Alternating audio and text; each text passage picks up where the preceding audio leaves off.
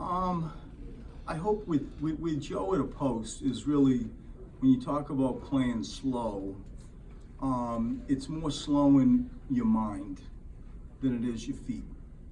And, they have come on a dribble, they have come on a catch. At times they don't come. And so trying to, survey the landscape, knowing where the floor spots are occupied by your teammates behind it, and then react to what the defense does was more my point of playing slow in your mind and being patient in that environment. Brad, I would be curious to know why no practice yesterday with one day off before elimination game. It gets to a point where you make the decision of when does somebody need to refill their cup? When do they just need time? And to, harangue them with tape, and we're not gonna practice anyways. Mm-hmm. It's just at this stage, nobody's practicing. And to bring them in and, go through videotape or whatever, to me was not wise. And it was my judgment that we can better achieve what I want to achieve on my pulse of the team if they can refill their cup. And in the light of day, I'm glad we did that. Is this a game where you want the team to take it possession by possession, going back to the notion of playing slow in your mind, or do you want them to play with the freedom out there? How do you strike that balance? A complete freedom. A complete freedom. I don't want to overthink this. We want to go into it and we want to play. I know that's very, generic, holistic, but there is a mentality that we will have. I know we're going to have it.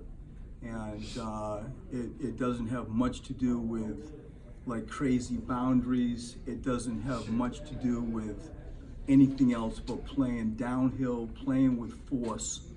And that is what's most on my mind. In that regard, Brett, does the way Game 5 unfolded influence that at all? To me, Mike, it doesn't. I feel like Game 5 is 1,000 years ago.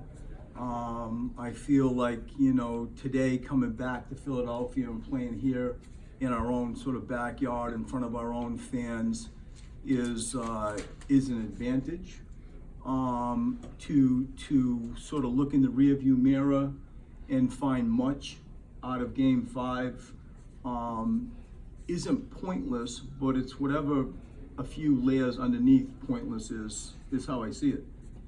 And that's going to be our approach. That's certainly my mindset going into tonight. Coach, I don't want to harp on Game 5 too much, but we saw a little bit of a drifting away from the dribble handoff with Embiid to JJ to get him going early. Do we see more of that in this game?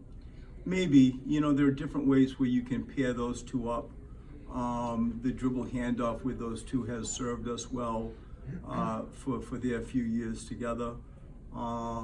In relation to like the dose of DHOs with JJ and Joel, I expect that two-man game action to be run a fair amount. I do want to get JJ going. Like I want to get him going, and he's good enough to get going all by himself and find floor spots and so on. But I'm excited to try to help. Brett, with Joel, how are you entering this game in terms of his conditioning, how many minutes he can play, ready for that? We're just going to play him, based on sort of real-time communication of how he's feeling. I sub him in a way that most of you that pay attention and you do know. I doubt I'm going to pivot out of that. I suspect you're going to see Marc Gasol mirror Joel's minutes. But as it relates to like minute restrictions or trying to do something differently, I'm not doing that unless Joel or medical people tell me to. Right, when you looked at Ben and Joe's turnovers back after the fact, what did you see in terms of what had them turning it at such a high? Yeah, what, they have 13? Yeah.